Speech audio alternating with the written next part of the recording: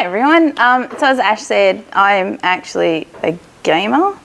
I did give this talk. I gave it at DDD Brisbane. I was lucky enough to get voted in there, possibly because my previous title had a swear word in it, but I'm okay with that. I have modified it slightly, and that is only because I've assumed you know a bit more about technical game concepts than a bunch of C# developers who don't play games, but only slightly. So I have titled it Small Fractions of Time in Gameplay Can Matter, Blizzard's expansion launches. The reason for that is, out of all the hours I've played, the amount of time I've spent playing a launch is really small, but it's really affected my experience of the game overall. And the way they design quests can be affected by these moments too. So a few things we need to get out of the way ahead of time. I'm going to say WoW a lot. And while I'm really, really excited to be here, I'm mostly talking about World of Warcraft. World of Warcraft is an MMORPG. Two words to focus on here is it's massively multiplayer online role-playing game. There are two factions inside of WoW, which are Horde and Alliance. We actually can't talk to each other. And I'll explain later why Horde really suck. Now, that's a joke. I play Alliance. When you meet someone in WoW, you're different factions, you have a bit of rivalry. Somebody at DDD didn't get the joke. I don't bash on Horde anymore, and he voted me down. It's a joke, I promise. All right, so a main character is the main character you play that's your focus of advancement. You put a lot more time into it, but you can also have alternative characters to your main, which are called alts.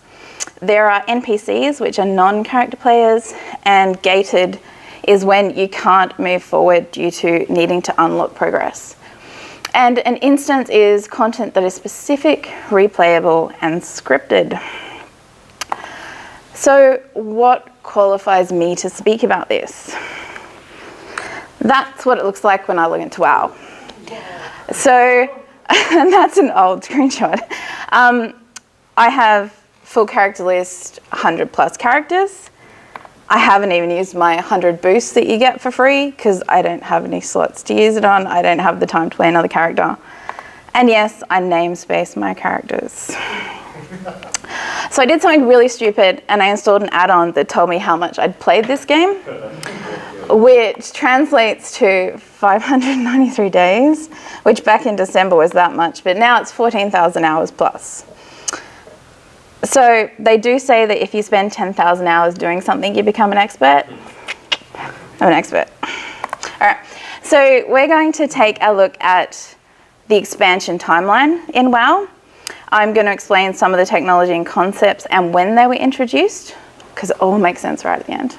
I'll talk about each expansion and what made it a shit show. That was the swear I had in my previous title. And then I'm going to rave enthusiastically about Legion and what made it so good. I'll also go into a bit more detail about that. And then a couple of things that maybe can be learned from this. But I am not going to talk about everything in WoW, how to play it. There are 12 years of WoW being made. I'm going to focus on little tiny bits. We've only got 45 minutes. So back in 2004, the first WoW was launched, call that vanilla. And then in 2007, we had Burning Crusade. In 2008, Wrath of the Lich King. If you see, I'm building a nice little timeline down the bottom. In 2010, we had Cataclysm. 2012, we have Mist of Pandaria. 2014, we have Warlords of Draenor. And the very current one last year, 2016, we had Legion. So I've got a nice little gnome who's doing a dance and he's going to follow us all the way along. He's going to show us when everything was introduced. So what happened? World of Warcraft was launched. You went to a store and bought CDs. If you remember what that's like of buying CDs and installing a game, you went to a store and bought CDs. You then had to, excellent. You then had to, these are all my CDs too, by the way. I went and found them in a dusty box and laid them out for photos. I don't know why I still have them. You pick a server or a realm that you have to actually join, and then you create an awesome hunter. So in the first year, they estimated that 1 million people might play this game. That's pretty cool, 1 million people playing the game. So So they actually were prepared, like they said they were prepared. They installed a bunch of servers, and they had a bunch of servers they'd already bought sitting in a room in boxes that as people started to play it, they'd install them. They'd be ahead of it, they'd be, cool, calm and collected. And then there are 1 million players in the first 3 months. So they rapidly unboxed everything and installed all these servers and didn't really think too much about the technology. They just had to get the servers installed for these 1 million players they got in the first month. It continued to grow. In WoW, realms are servers. So Black Rock is actually the name of a physical slotted in server. And when you log into it, you literally connect to this server. So these two characters exist on this server, but they're in different factions. So there can be many characters in either faction, but the factions can't talk to each other. We can emote, we can spit on each other, we can make rude gestures, but we can't actually talk to each other. You can only talk inside your own faction. You can be part of a guild, which is 1 plus any number, and you can be part of a group, which is between 2 and 40, and as long as it's inside your faction, it doesn't have to be inside your guild. It can be any combination. All right, so how is an expansion launched? They have an alpha, which is usually closed to friends, developers, family, that kind of thing. They will then have a lottery beta where you can sign up and say, hey, I've got a decent computer and I can have 2 copies of WoW running at once. And you might get lucky enough to get a beta key to go test it. They then put it on the PTR, which is a public test realm. So they have specific servers that are just running the new copy, and they try and get people to load test. They try and get people to jump in the content. The problem with that is players don't like to be spoiled. We don't really want to go. I did a really, really, really bad thing where I did the last PTR and I learned like the biggest spoiler in game, and I was really upset about it.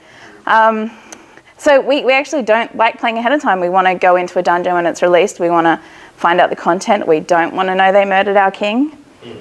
Really didn't want to know that. So it's really hard to get people to actually go and play the PTR because nobody wants to be spoiled. They don't want to know what's coming. They want to do it with their friends. They want to see the screens. We then get a pre-patch, currently anyway, where it downloads. We're getting ready. Whenever the pre-patch is in, we know we've got about 2 weeks before they hit the button. It's pretty cool. But it gives us the downloading time so we don't have to worry about it at the actual day. And then we get to launch, we get to play. So the Burning Crusade was the very first expansion. They did things like really big marketing. They had midnight launches, they had events, they had people cosplaying. They got really, really hyped. You went out again and took CDs. It was only 4 CDs. It wasn't that big. Like, it's not that bad. Didn't take too long. And it was kind of dubbed the worst expansion. And this was because really gated quest design. There are a couple of boars that you had to kill. Really low drop rate, really, really low spawn rate. Hundreds of people trying to kill them. I had a friend who didn't come back for a month until people finished killing the boars yet.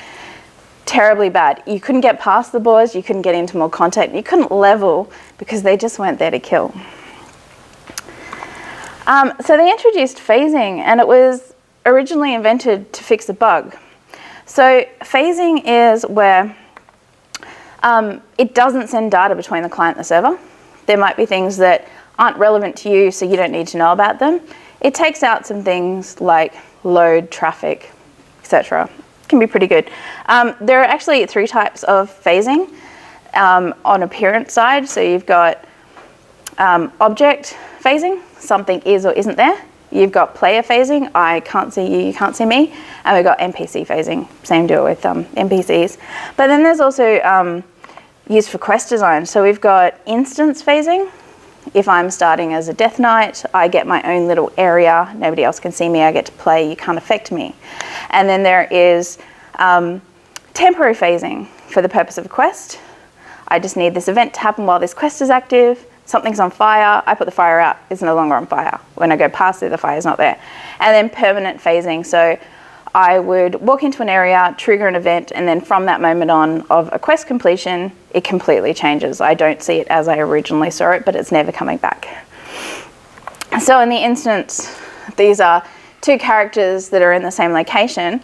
One I couldn't be bothered doing a quest on, so whenever I run past it, I see a cart on fire, and the other one I could be bothered putting out the fire. It's a pretty magical fire. There's a few little things about this though, is even if you're in a group with me, if I can't see you, I can't help you. If I can't see a mob, I can't help you kill that mob. So it means that you can kind of be stuck alone in these little silos fighting something big with no one to help you.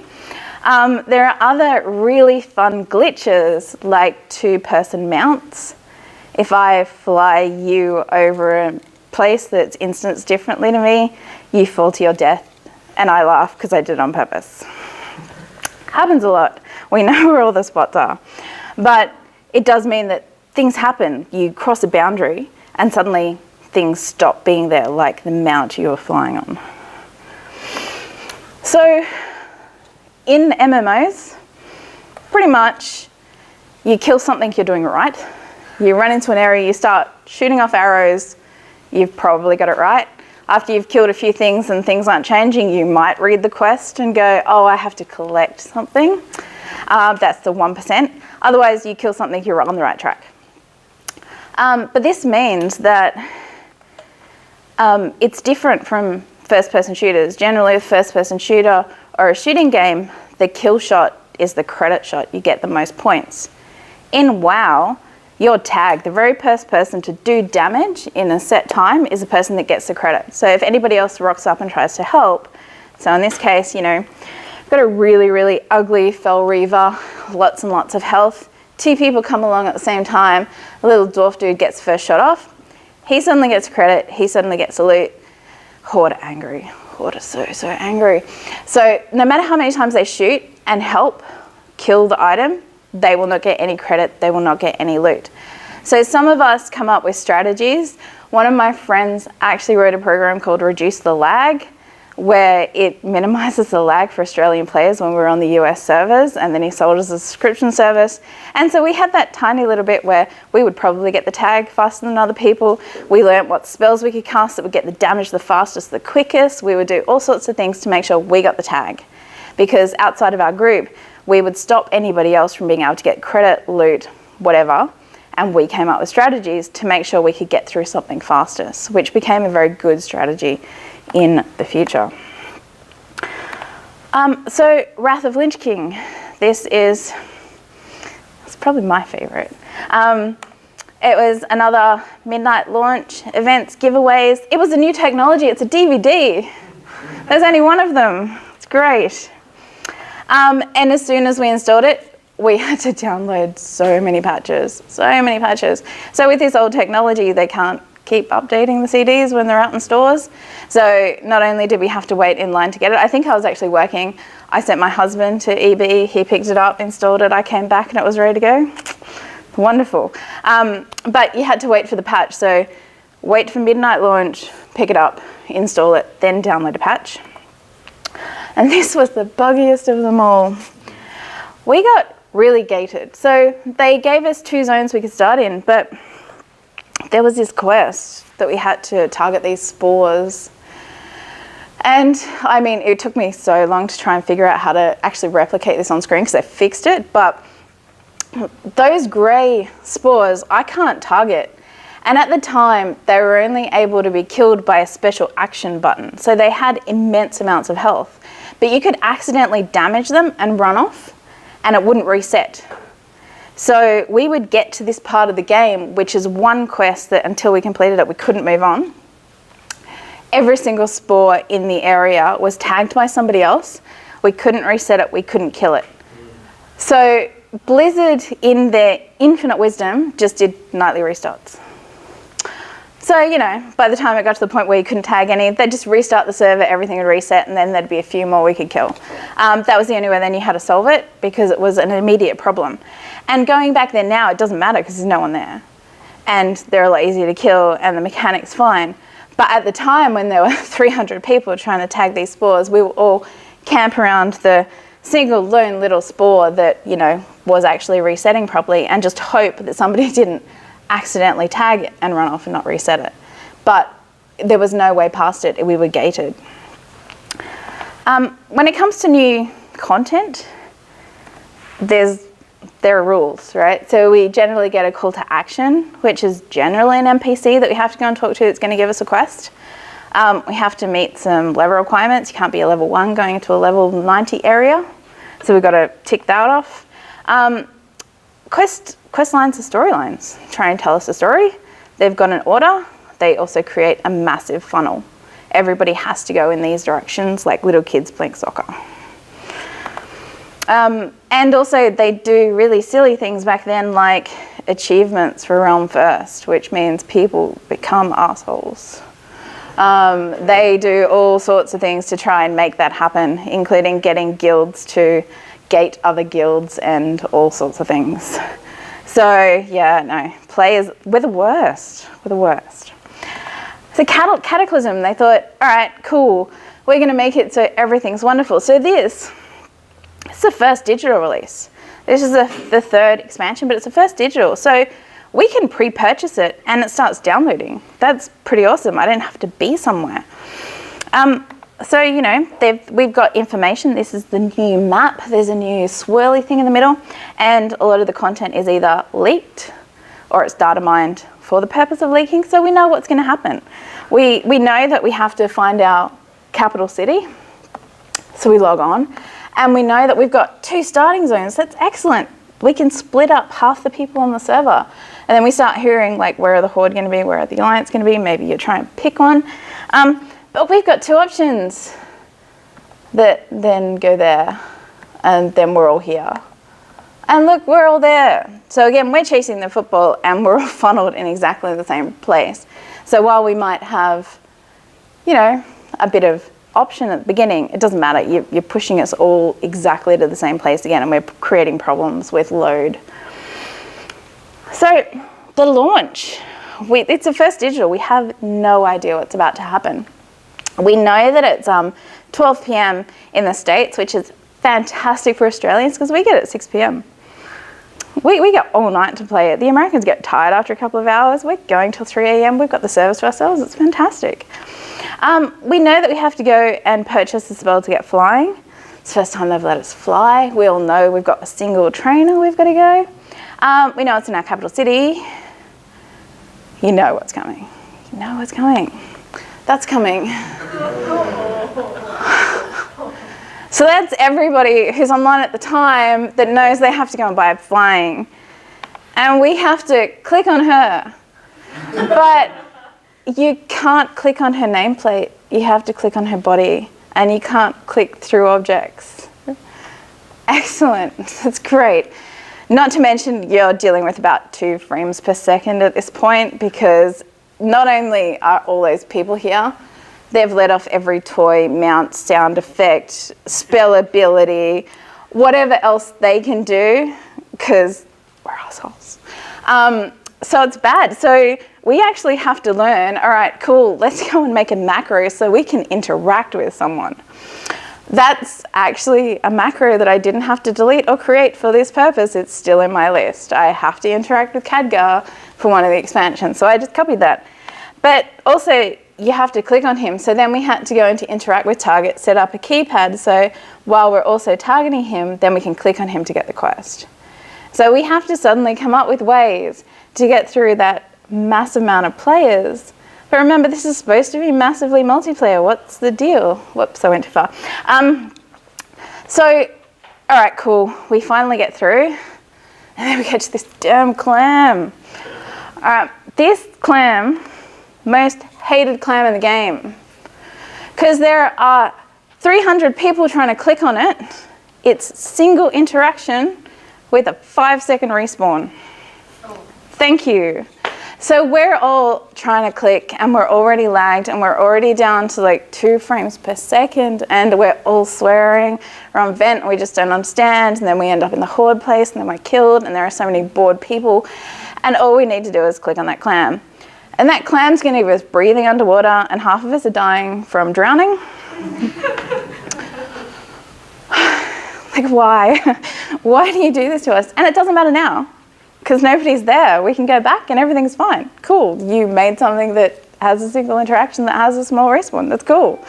When there are 300 people trying to do the same thing, Not cool. But it also means that this is the first quest we get when we're trying to go into this underwater zone. And again, we're all gated, we're all stuck, we're all lagging, and it's causing the rest of the issues in the zone as well, because it's starting to get really laggy. It also means that by the time you do get past this, because you've found some strategy or you got lucky with your click, or your game hasn't crashed, you're in the next area and you're alone. You're in a launch and you're literally the only one there.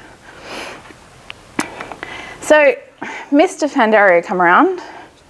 This is a fourth expansion, and it's the second digital release. Again, pre-purchase, pre-download, nice and easy. Took a few days of work, because I do that for World of Warcraft expansions. Bit of a tradition at this point. Dear Blizzard, have we learned anything? You know the answer. No.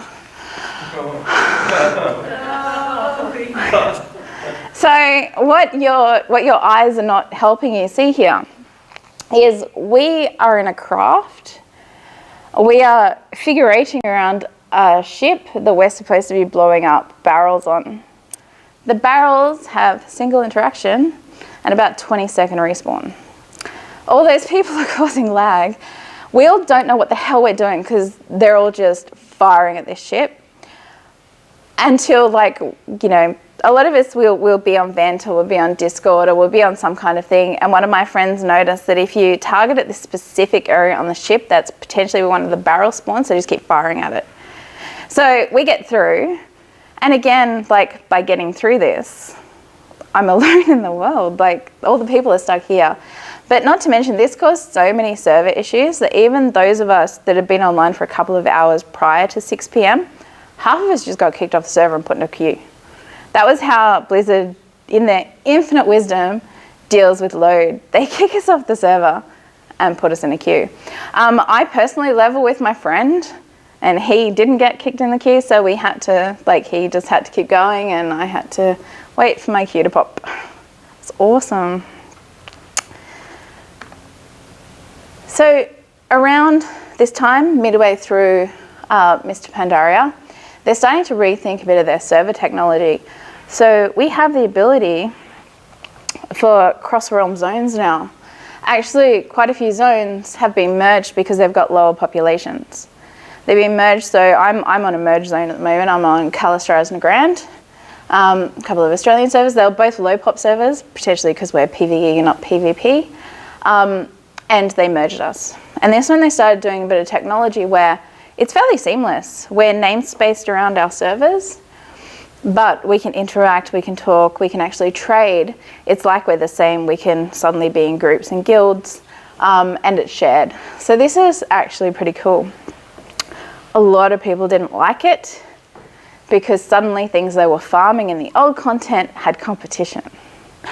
But I like that. Massively multiplayer. Wallet of Draenor. Alright. This was the fifth expansion, and by now we're up to the third digital release.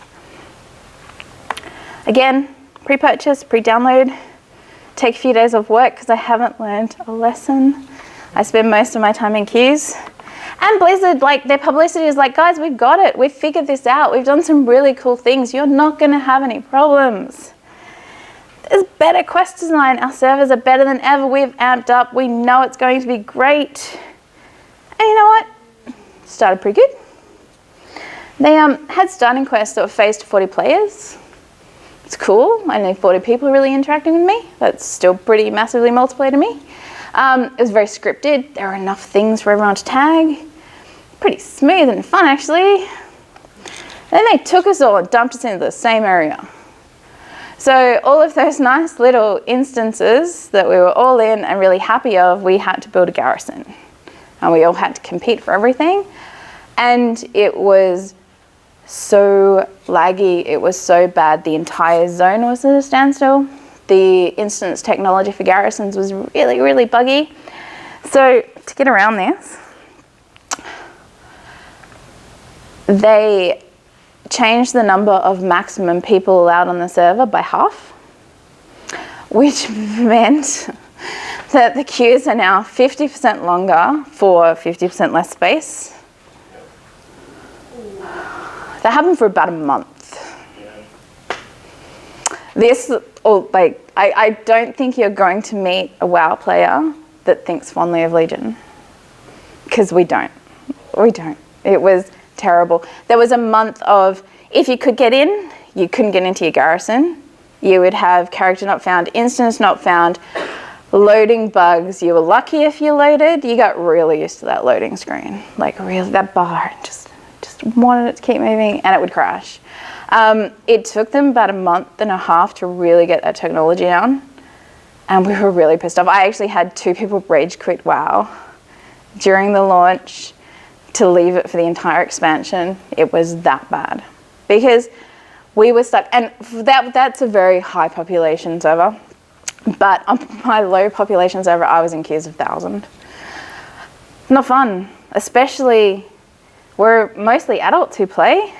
So you come home from work, you want to just load your game to then be in a queue until you got to go to bed anyway. It's not fun. So Legion is coming. Legion, the meta fun meme expansion. And they tell us, they've told us some things before. They tell us that the leveling experience is like never before. Cool. We get some scaling. We can actually play with our friends anywhere. That's actually pretty cool, so we don't have level requirements. There's now faction tagging for any mob. That's interesting.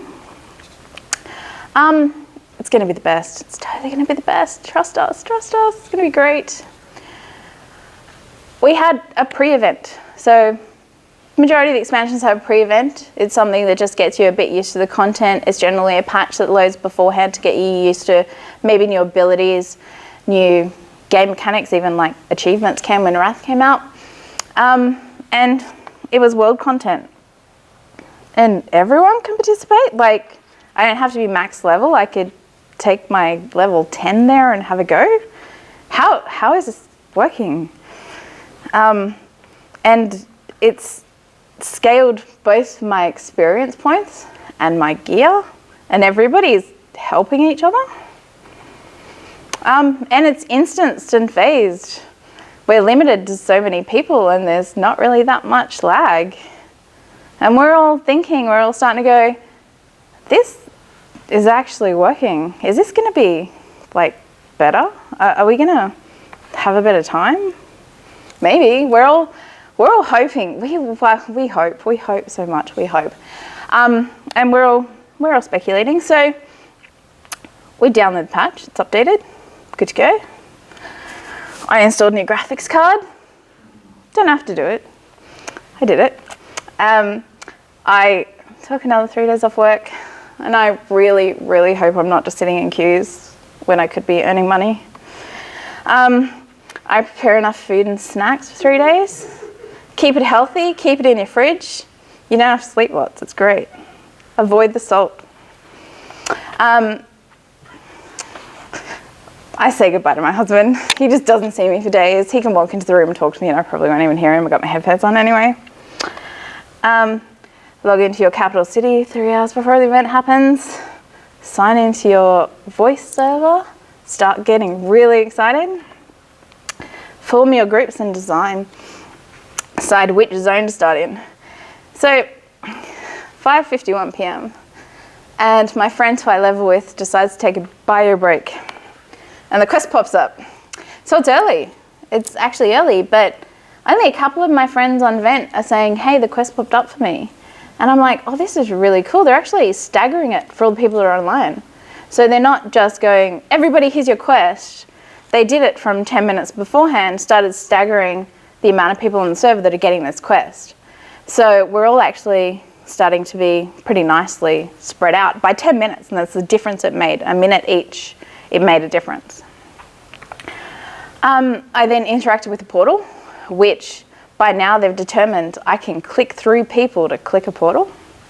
It's nice. I like this technology. I interact with Khadgar. Remember that nice little macro I had? I don't need it. They've created a bubble around him. You can't be mounted and you can click through to him. You can also click on nameplates now. And those little differences make it so much easier. I get a new zone and I interact with quest giver.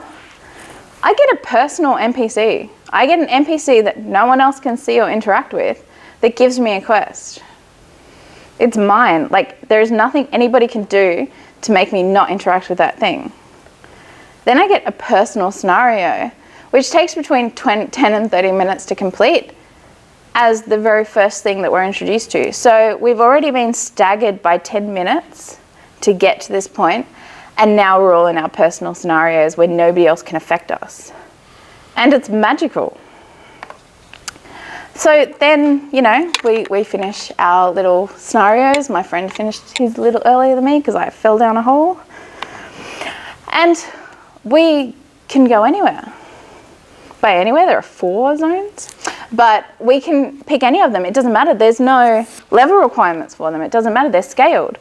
We can determine exactly whichever one we want to go. It doesn't matter. We don't have to go a specific place. The other beautiful thing about this, though, one of my friends had a buggy quest trying to get into Stormheim. So he dropped it and went somewhere else.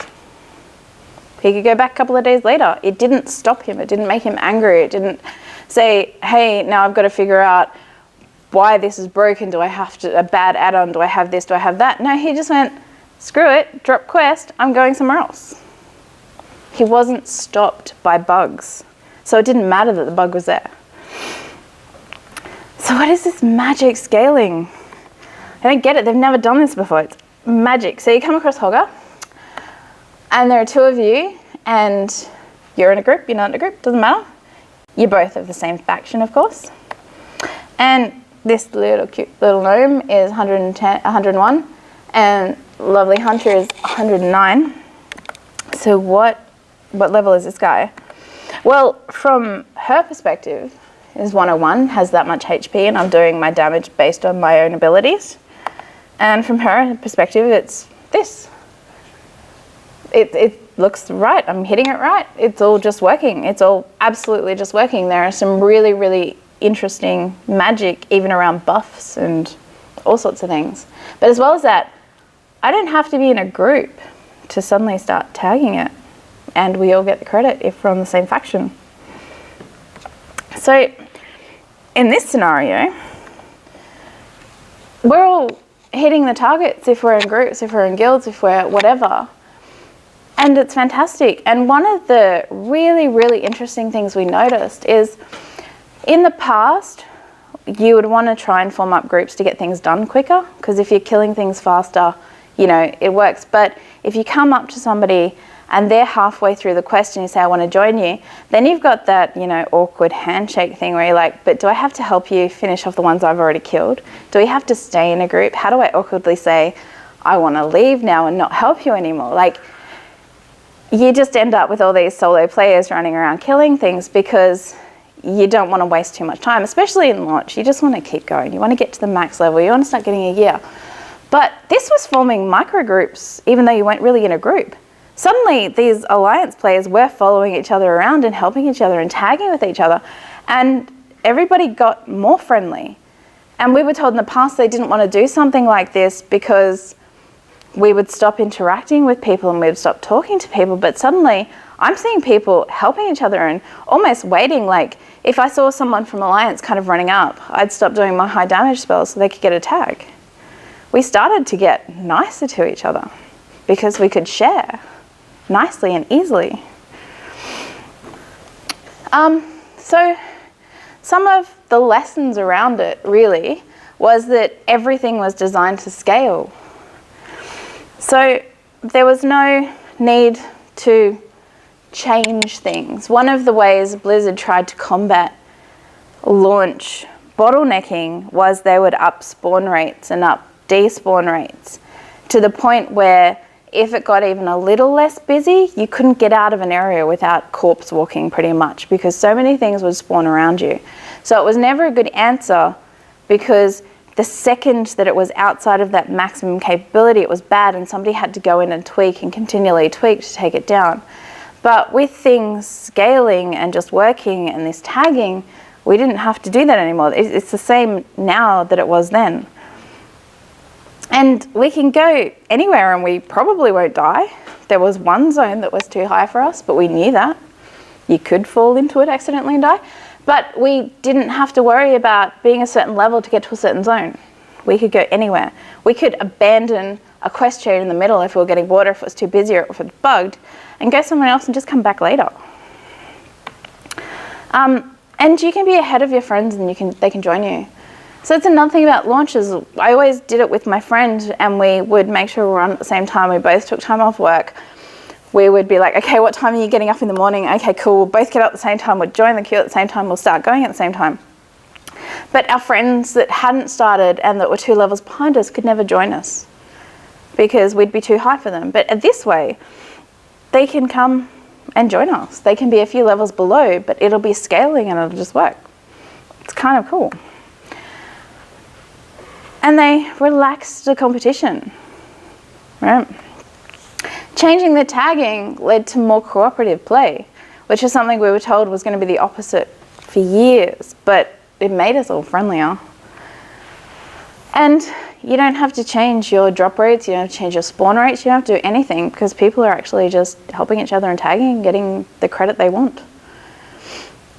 We still have our faction rivalry, Hordes still suck.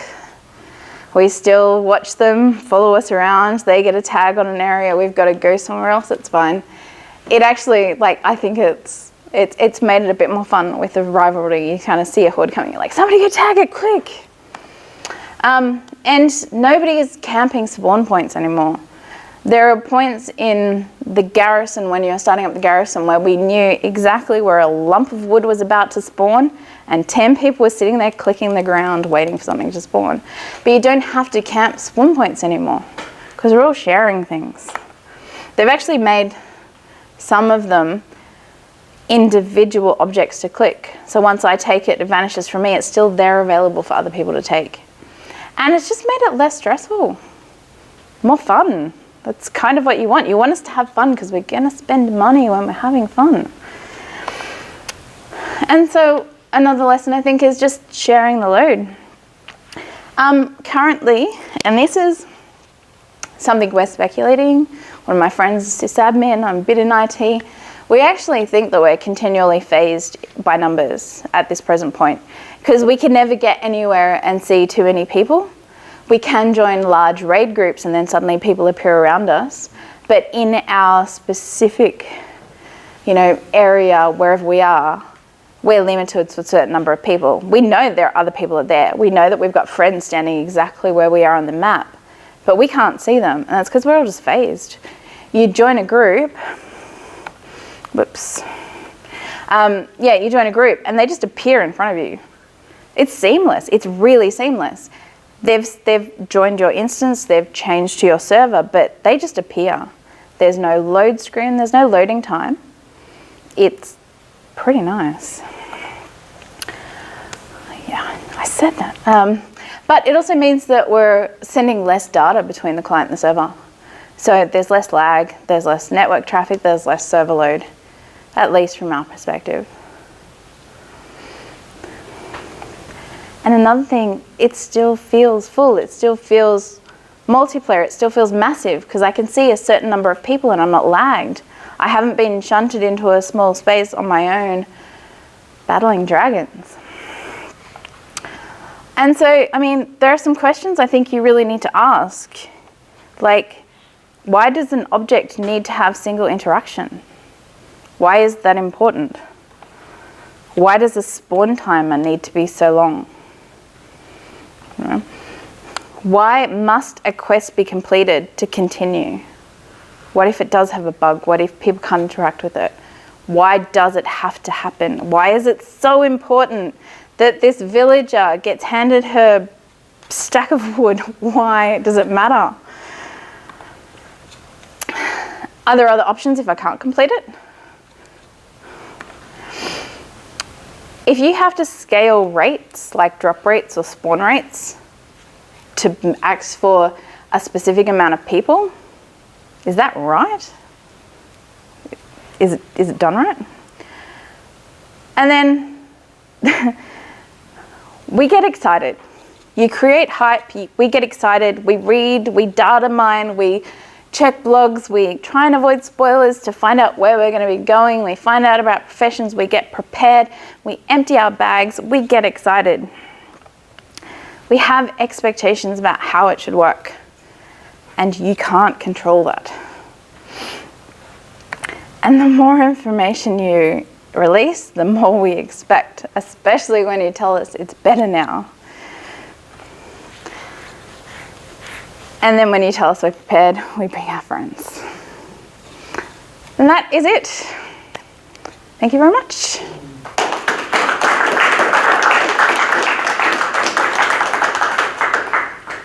Any questions? Yes. I imagine that the scaling would have been a controversial movement, because isn't it like those games, they're so strictly tied towards you raise your level and get access to more areas. So how do you think did the game shift much once it turned to this like scaling based? You still had to be 90 to get into that gap. So in this case, you still had to put in all the effort to get to 90 or boost or whatever, and then it was only like a 10 level difference. So in that way, you still had to earn it a little. You know, you had to have a max level character to go in there. You couldn't bring a 90, like an 89 or anything like that. It was still set. It was still a little bit of, you know, extra content. And the more gear you had, like the easier it was for you. So that makes it still a bit fun. I can't recall anybody saying, oh, this is a bad idea, or I'm upset with this. But maybe that's just my awesome group of friends. And a lot of other games have already done it. Like a lot of people accused Blizzard of saying, hey, you're stealing from so-and-so. Or like, about time. We don't care. Yeah. Yep. Just following on from that, were the instances still level-based? Yeah, I'm trying to think. You had to unlock, no. I think they did like a couple that were the lower levels, and then a few more where it was, so the normal version, yeah, some you could access before 94, and then some before 96, and then at 100, but to do heroic you had to be 100. So yeah, some of them were, and that's probably a good thing, because I don't think they can scale so well in instances. Yeah, because I'm following on from that previous one, that's probably where the progression is, whereas, you know, the normal mobs out there, it doesn't matter, you just want to kill them. Well, they reduced the amount of XP you could get from dungeons because they didn't want people to focus on dungeon grinding. So you got a little burst of XP from the quest hand-in, but if you continually went into the dungeon, you actually got less XP than if you were out in the world. Yeah, which is good. I mean, they've got a lot of content like achievements or even unlocking flying, which is very soon, where we have to complete all the quests in a zone. So you're better off actually just following the zone all the way through, because you're kind of ticking it off, you're getting more XP and you're avoiding the dungeons. But there also aren't enough dungeons to keep you that interested. So it was more go in there, get a thing, get out, and don't touch it again until you're grinding heroics. Yeah. Yep. What keeps you playing? My friends. I think like we speculated a lot, mostly because we're like, why are we still playing this game? And then we talk about it actually, you know, like adults, and it's our friends, they keep us going. It's a very, very social game. I've been running a raiding guild now for 3 years, and we have 90% of the same people in that 3 years that have stuck around. We are actually, really close friends. There are lots of sort of stories about people being friends in WoW. It's mostly because we determined that we were sick of the main player base. We're about 40% female, and we don't stand for any racism, sexism, homophobia. And we kick people from the guild and the raid if they do that, and we have a good time otherwise. So it's a nice safe space for us. We get to see the content. We're all ex-progression raiders. We only spend 3 hours a week, but we keep up normal content. So it's them. My friends and I actually got banned for 3 months. It's a terrible time of our lives. We did something we probably shouldn't have done, where we like to share our accounts to do things like go into each other's garrison and do stupid pranks on each other anyway. We got caught, which we know is against terms of service. They were doing a massive ban wave at the time. Both of us went, 3 months is a really long time, maybe we should quit. All of our friends said, we will give you a whole bunch of gold, we will level you up, we will help you, we will do all these things, create another thing, create another account, create another character, keep going with us. And that kept us pretty much going. So I think everybody sort of talks about, you know, what's going to be the WoW killer or what's going to take over WoW. Until you can lose that socialness, nothing's really going to stop us from playing. That's the core drive, getting people to come back. Yeah, absolutely. Absolutely. A way to socialise, a way to be friends. It's my parents, they're retired now, and they like going to the casino all the time. And I keep asking them why they like going back to the casino and doing this, and it's because they get to socialise with people their age, and it's that bonding that they share. Yeah. Just one other question. Yep. What don't you like about WoW at its stage right now? I don't like being told how to play. Blizzard are really good at telling us how not to play. They don't like alters. You saw my screen. I like multiple characters. I like having all the professions. I like doing all that content. They don't like me at all. They constantly do things to make ulting harder or tell us that we're doing it wrong because we're not socializing. They also, they tend to go, oh, look, you guys have found this way that you like to play or you like to do things, and we didn't design it that way, so we're going to stop you from doing it that way. And we all go, but it's a game, why can't I play it the way I want to play it? Yeah. I've spent thousands of dollars on WoW over that amount of time, easily. I calculated a couple of years ago, it was a really bad idea. I have no problem spending the money. It just sucks when, you know, everybody talks about games being an art form, or everybody talks about it should be a player experience, when I get told my experience is not what they want me to do. Yeah. Yep. Have you played many other MMORPGs? I have tried. Potentially I got into WoW too early and I just don't like them. I tried one, I honestly, I can't even remember their names at this point. I think I do about 10 levels and I go, I can't take this anymore. Generally, they do have better design, or they might have better, you know, item cataloging or anything like that. But there was one where they used kind of the instant group questing thing, where I went into this area as a level 3 and it was for level 5s and nobody was around and I just died. And I was like, well, what was the goddamn point? Like, it was really frustrating. But then you get used to certain things a certain way after playing for so long that if anything's even slightly different, you're like, why am I left clicking instead of right clicking? Why can't I just change it, you know? I don't think it was a fault at all in any of the games. I just think I've been playing WoW too long to really get into any other. Yeah, which is generally what everybody else says. We occasionally have people from Guild Wars come into WoW, and mostly it's between expansions, I think, and they get really excited when another expansion is going and they go again, but we don't really have a lot of ebb and flow between other games. If people quit, they just quit. Yep. Do you think Blizzard's design has become tunnel vision, or the same routine, or? Well, you ask it a very interesting question, because they've just released Invasions and we're all really bored and we've only done 2. Like, we were quite excited about these changes, and these changes made it so much easier to play.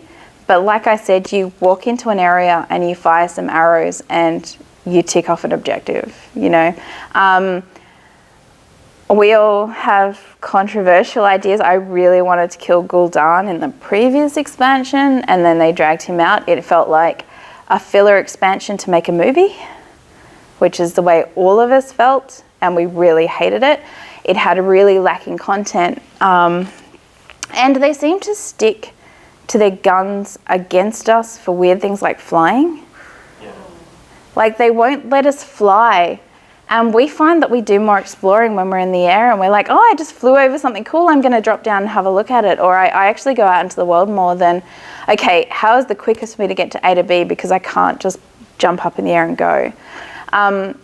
So they do, I think they do have a really narrow thing. And like I kind of said, with us being there for social, we're probably not there for their mind-blowing content or ideas. They just got us early, and we made friends, and we got very used to a system. Yep. So on that, obviously they've got a lot of engineers that can solve the technical problems over time, but have they opened up to more feedback from the community over time? Because I know some other teams at Blizzard certainly do, like the Hearthstone team and the Overwatch team.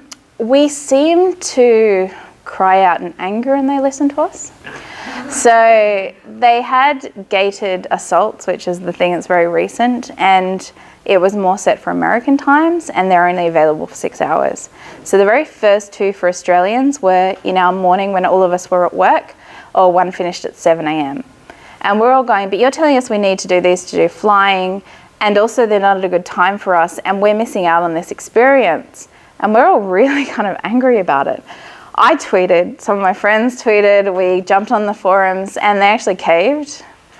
So they caved to us, but they also caved in a weird way. They just took that achievement out of the flying achievement. And we all don't understand why they didn't just expand the timer for it. Why can't it be longer? Yeah. So it's almost like you want them to be a little bit more transparent in the future. Yeah, sometimes I think they're like, they do a lot of dev interviews and they do a lot of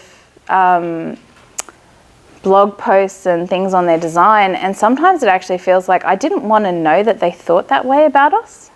So when they start talking badly about alters or how we're not playing right, and it's sort of like we're being scolded by mum, you know, like, how dare you play that way? And I'm like, look, I just loaded the game and I just want to grind for a while, you know, like, I think they're very transparent. We just don't agree with it. Yeah, like sometimes I watch them like, I'm not watching any more of this interview. They've just insulted me 3 times. So, yeah. Yep. What are your thoughts on people who claim they are addicted to World of Warcraft? I quit for a year. Don't look at me like that. Yeah, it's, you get a bit of, especially because there is so much that's timed. Like if I'm not on at the right time and I miss something, I feel like I've missed out. Even though, again, this is one of those small fractions of time thing. Right now, while I need rep, if I'm not earning rep, I'm missing out. When I have rep, like, doesn't matter, you know, like there are more hours where I don't need it than there are that I need it. But every time I'm not earning something that I feel like I should be earning, it's just like, well, you know, there are times where I'm like, oh, I'll just, like my husband will load the dishwasher and I'm just going to go downstairs and jump and see who's online and complete a couple of quests. And the content at the moment, like I have to give them credit for the amount of content in this release, because my ulting has gone right down because I actually just don't have time. I'm doing so much on my main character. Is that with the artifact weapon? Yeah, that's one of them, yeah. Yeah, and they moved the goalpost again. They're like, well, you've all done it, so now we're just going to add 50 more levels. And it's kind of the same again, like it's all just, okay, well now we're grinding exactly the same way for AP and for rep, and we just want to fly. I guess like, is that, what, do you get a sense of satisfaction, like you genuinely achieve something at the end of the day, or at the end of the week, like, yes, I finally got all that reputation. Do you feel like I've done that, and now you don't need to focus on it, or do you immediately go to the stage where it's like, I've done that, now I need to do this? I have a checklist, for sure. The only way to survive really, especially when you have as many alts or when you're sort of like, because I also lead a guild and I raid lead, so I have to prepare a lot more than my raiders do. So I have immediate concerns, but it's like everything in life. This was an immediate concern, so I have to go and fix my slides and not jump on WoW. You know, like you have immediate concerns and you have to do them. I still get a rush when we get a kill, and I still get a rush when especially for all the cooperative play. I've felt really awesome as a druid in this expansion. So we have our own zone. We have a dungeon in the zone where it calls out the awesome druid in the raid, and every time I'm like, they're talking about me. And I mean, it's just a bit of fun, but I go into my class hall and there are druids all around me, and I actually feel like I'm really living that class and I'm really getting invested in it, and I'm feeling really awesome about choosing that class. So when I do put things into that artifact weapon, I'm actually like, you do get that sense of I've made it powerful. And there is definitely, we've had a couple of people who have come back after about 3 months off, and they just can't output what we can output because we put all that time in. Yep. The social aspect of it is obviously huge, but in terms of the gameplay, Would you still kind of define it as like, you just stat up there 99.9% just killing stuff? Yeah, it really is. Like, it really is. Does that ever do you ever yearn for more, or that presses all the buttons? When it comes to the grinding content of world quests or just questing to get rep or anything like that, that's definitely feels like a grind. But as a raider, I know that everything I do in that way to build up my artifact, build up my rep, get better gear, when I go into that raid and I kill those bosses, they've kept boss mechanics fresh enough. Mm-hmm. They've kept the raids fresh enough that it does feel quite nice. And for the very first time, probably in the entire game, the Suramar quest line actually got me really invested. And I was reading all the quests and I was paying attention to it. I really enjoyed the storyline. And I've never had that happen before. Like, I mostly just go here, click this, kill this, you know, back from in the days when you needed an add-on to do that. It wasn't built into the game. Like, we all had the add-on, you know. Just to follow up from that, why were you enjoying that storyline more? It was just a bit different, I guess.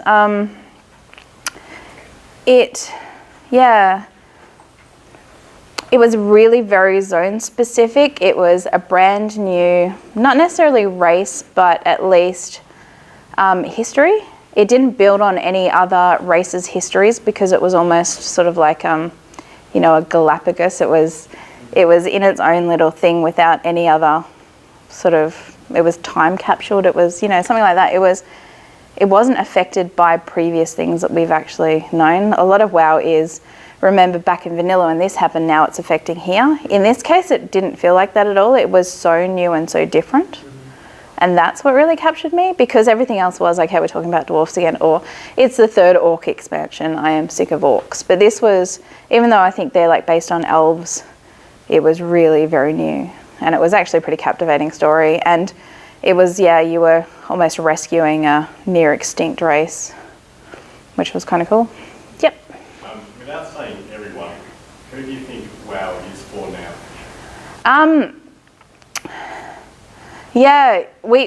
We tend to think it's for adults, but we don't let kids into our guild.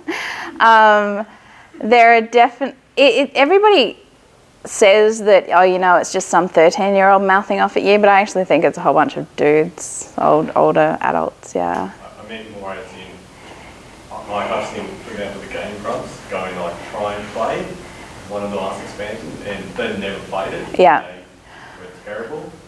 Or, with Miss of Pandaria, a lot of people saying they're appealing to the Asian audience. Oh, they tend to offend a lot of Asians with that content because it was so terribly generic. Who are they trying to appeal to? I think they're trying to appeal to adult men, really, especially because they've gone back on their bikini armor thing. They said they were never going to do it again, then they changed their mind. And look, it's a hard game to get into. You have to play. You almost need a buddy when you start. You either need a buddy or to watch a lot of things, and there's so much to learn because there are just so many different content things. And while you can kind of get started with a boost, if you don't understand how professions work, if you don't understand how any of these things work, if you don't have a friend, you're not going to get into it. But I've tried to get my husband into it 4 times, and he's like, I'm not killing boars anymore. And I'm like, well, you weren't. And he's like, but it's all the same. I'm like, oh, fair enough. It's just not his thing. It's too much investment. It's hard to get into. There's just so many concepts. We tend to try and help newbies out as much as we can. And that's another thing, though. You try and go in and you don't know something, you get immediately picked on by a whole bunch of people. So if you don't find a nice group or a nice person to help you out, it's a terrible experience. We already stop ourselves. We try not to pug or go into their, looking for raid stuff, because the player base is really toxic. Really very toxic. It takes that little bit of your soul every time you have to deal with the majority of it. So Yep. Most of what you've described as problems, were they really just, the title of your talk, just launch related? Yeah, absolutely. So after a few days? Yep, didn't matter at all. And that's it just feels though that the people like me that do want to spend that time and want to enjoy it and want to have that rush and want to race are being punished for that. And we shouldn't be. You know, we're the ones who are building the hype, we're the ones getting our friends in, we're the ones creating videos, writing blog posts, all that kind of thing, tweeting about it. You know, we're like, don't make us tweet pictures of loading screens, you know? It seemed the main solution was to not have so many people interacting at the same time. What's the maximum number of players you see at once now? Trying to think of... Just like 10? Yeah, it's probably hundreds at most. I'm trying to think of, it can't have been more than 100, but in a small space you don't need more than that to feel big, to feel massive. Makes Yeah, sense. it doesn't. Brisbane's big, but we don't see 2 million people in one spot. Exactly, but you know that, you know, it's pretty busy in the Queen Street Mall and it feels like it's full of people, right? You know, that's kind of the same experience. There's only about 100 people there, but you still feel, you don't want too many people that you can't move or you're stuck in a queue. You know, it's like your best day possible at an amusement park. You don't want a really long queue and you want to be able to walk from A to B. You want to be able to interact with things. Like, yeah, that's the experience you want. You don't need hundreds and tens of hundreds of people around you to feel big. Yep. Question, you mentioned that you changed graphics cards during this 12-year life. Yeah. What did you change your graphics card and how did you select the one you eventually had? Hype is a good thing. I am so thankful for VR. Thank you, VR, because gamers like me get VR graphics cards a lot cheaper to run non-VR games. Over the years, like, I definitely classify myself as a gamer because I spend a lot of money on gaming, so it's officially a hobby. I spend a lot of time on it. I don't have children. I have a fairly decent job. I change my computer over like every 2 years pretty much. It was at that point those new graphics cards came out. I really wanted a 1070. There was no reason I had to because I actually had a 970. Like, I didn't need it, but I wanted it. And I could finally play at max everything. So, you know, I did it. I didn't have to, and over the years I've probably only had about 4 graphics card changes over the time, but we tended to always get like mid-range, and this was suddenly a time I could get not mid-range at a really decent price because VR, like all of us regular gamers are so happy for VR. We don't need to run VR, but we get those graphics cards. It's great. But they have changed the technology. Like, you wouldn't be able to run, you know, on the same specs they said for vanilla on the latest. They do upgrade it, they do try and keep it nice and fresh, and they change textures and stuff. Yep. Just one other question. Just when you were talking about visiting that island, and it was like the Galapagos and kind of new content, it just got me thinking about how, like Marvel and DC Comics, for instance, at a certain point, the universes start collapsing under the weight of that much back history and continuity, so they'll do these resets or these, and I wondered whether, because World of Warcraft is, you know, quite old in the MMORPG field, whether that much back history is a good thing, and I don't know, what are the pros and cons of that? I see 2 different things. One of the things I really, really love about WoW is you don't have to be an end game raider. You can be a casual and just want to mess with professions. You can be a casual who just wants to do pet battling. You can be like us and just want to see the content. You don't have to play like as much as they tell us you want to play. There are so many things in WoW that you don't have to spend your time doing exactly what everybody else does. There are people who read every quest and who love the lore and who want the continuity. For me, it actually doesn't really matter. And I feel like if it changed for me to be slightly more exciting for a tenth of what I really consider important in the game, it would ruin their experience too much. So it doesn't bother me, if you know what I mean. Like, I think to keep the continuity from them, to keep the RPG servers going, all of that kind of stuff, if that keeps them happy, then that's totally fine with me, because honestly, I'd rather be in strategizing about how to kill a boss than caring too much about fresh quest content or a reset. And that's what I like about WoW. I can focus on that and be really happy, and I've got other people who go and read every quest and really get involved and then read the books and then sort out the history and then rock up to BlizzCon and say, hey, you got this wrong. You know, like, there are people who do that, and that's really cool. They should be able to do that. I don't think my experience needs to change to ruin it for them, because I don't want my stuff that's important to me to be changed because, you know, they think it should happen. No worries. Anybody else? Yep. Have you been to BlizzCon and what's it like? I haven't. I don't think I'd spend the money in a lottery to go to BlizzCon. I haven't even purchased their like online digital things, because I still think it's too expensive to watch a couple of videos of game developers criticizing my gameplay. Yeah, exactly. Like, I mean, even like the cool pets and stuff, I'd literally be spending 60 Australian dollars on a pet. Like, it just doesn't make a lot of sense to me.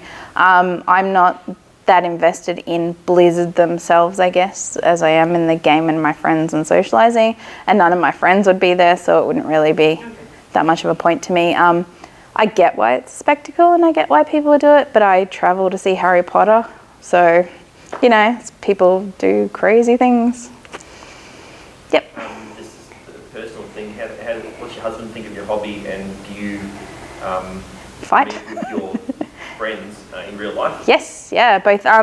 So we're up and down about it. He used to hate it a lot more than he hates it now, and it depends how much time I'd spend in it or how invested I get. I did progression raid leading for a while, where I didn't set really strict rules on behavior, and I got really cranky. It got really stressful. I was dealing with a lot of politics, you know, all that kind of stuff, and I was not my best self for everyone around me. So he's like, take a break or just fuck off, you know. It was like, wasn't good. Since I've chilled, and since I actually said I was never going to do it again, but a couple of people said, look, if you can define the rules and you have complete power over those rules, would you do it again? Because we really want to progress and you do such a good job. And I said, okay, but I'm going to be really strict about it, and it's worked out.